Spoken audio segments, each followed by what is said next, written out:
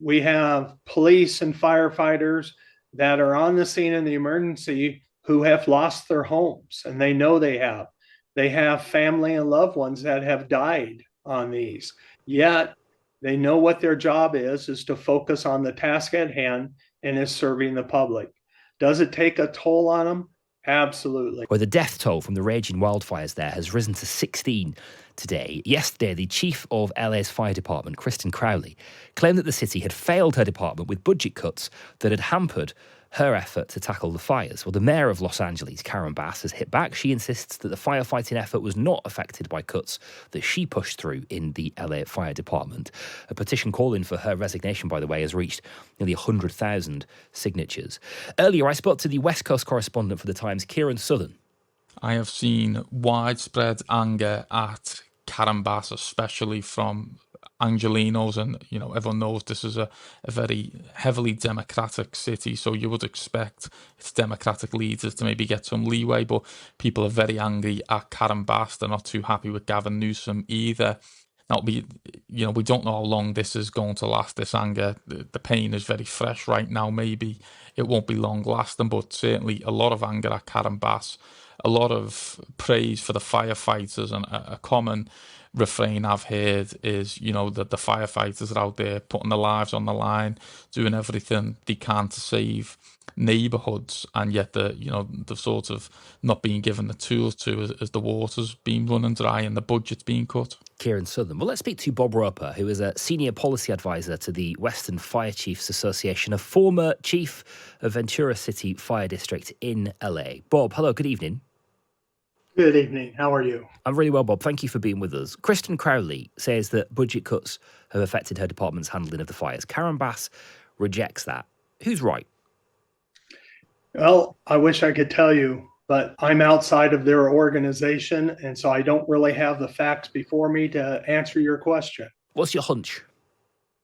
Well, all I can tell you is during a stressful time like this, a lot of people look at different things that may not have gone right, and we always question, what could we have done better? In this type of situation, the wind, the humidity was against us. We had fuels, and you're seeing what we ended up with. How would you contrast preparedness now, as you understand it, to your experience over the last few decades? Well, the preparedness is there. What we really have is the question of, in your country and ours, is how do we staff, how do we fund, to what level? And in the States, really the large fires and stuff only happen about 3% of the time out of all the volume of calls that we have, yet they're most devastating. So 97% of the calls we're actually addressing and handling. So the question is, do we build our society, staff, and fund it for that 3%? What's the level of toleration on how far we can staff and get ready for that outlying emergencies? Okay. Is there an argument, I suppose, Bob, that number is likely to increase? That a changing climate is making these events, these weather events, these freak events as they were, more and more common, and therefore perhaps a review of how fire departments are funded is necessary? Absolutely. I think that we have seen, whether people believe in climate change or not, the facts behind us are that our fuels are drying out, our winds are increasing, the humidity, all the ingredients for large mega fires can happen. And they are happening, and we're losing community since 2017.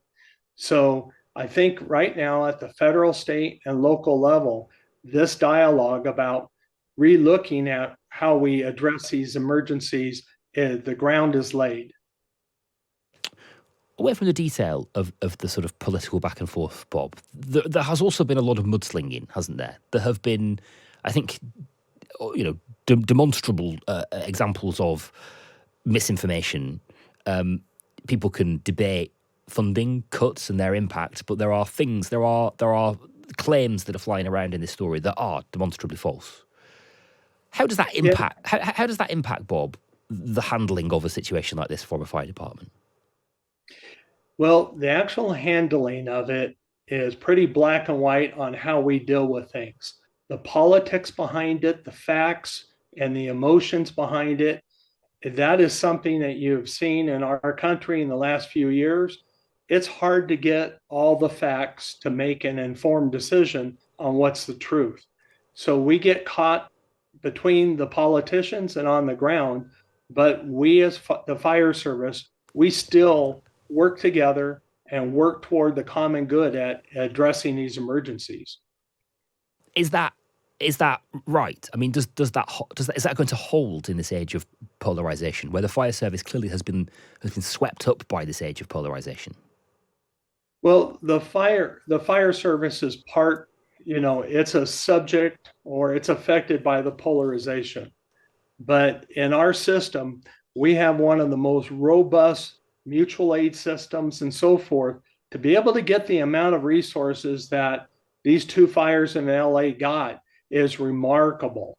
Can you imagine that there's over 800 fire engines between the two emergencies?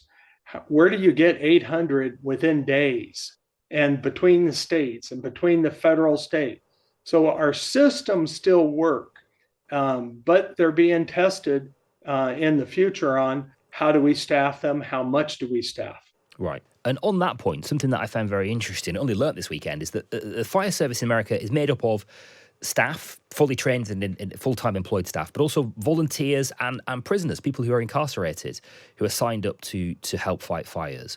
And I wonder if, I mean, to me, my instinct is that feels like a patched together workforce of varying degrees of expertise and even perhaps people who are interested in the idea of being in that kind of role. And that there's a possibility that could leave your workforce lacking the skills they need to tackle a moment like this. No, absolutely not. I think each of those components, from volunteers to the incarcerated to the career firefighters, we all work collectively together. We all know what our roles are. And say the incarcerated people are on hand crews, actually with shovels and chainsaws. The volunteers and the career people, there's no difference between. And in our country, the largest number of firefighters in the country are volunteers.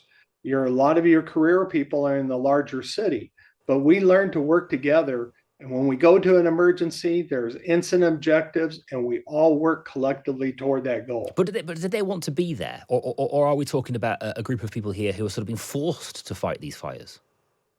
No, absolutely not. You're just talking about the incarcerated people. Correct. Yeah. But they're actually, it's a volunteer assignment for them. Right. As part of their incarceration. If they work on these crews, they actually get some pay and they get time off of their sentence as part of the program.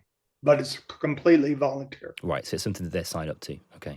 Just finally, Bob, as somebody who has been on the front line, you have been, in the eye of the storm of fighting fires like this over your decades in the service.